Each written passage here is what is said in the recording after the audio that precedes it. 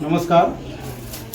आमच्या सर्व ठाकरे परिवारातर्फे सर्व सदस्यांतर्फे आपणा सर्वांना गौरी पूजनाचे हार्दिक शुभेच्छा.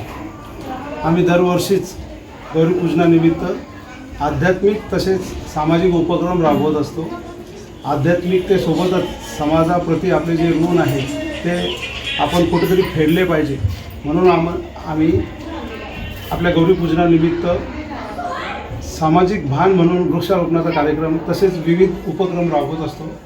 त्यामध्ये समाजाला उपयोगी पडतील असे वॉटर हार्वेस्टिंग, वृक्षारोपण, बेटी पढाओ बेटी बचाओ असे विविध प्रकारचे उपक्रम असतात. त्याचाच एक भाग म्हणून यावर्षी आम्ही विठ्ठल रुक्मिणीचं रूप आपल्या महालक्ष्मी देवीमध्ये सादर करण्याचा प्रयत्न केलेला आहे. एक छोटासा प्रयत्न आहे.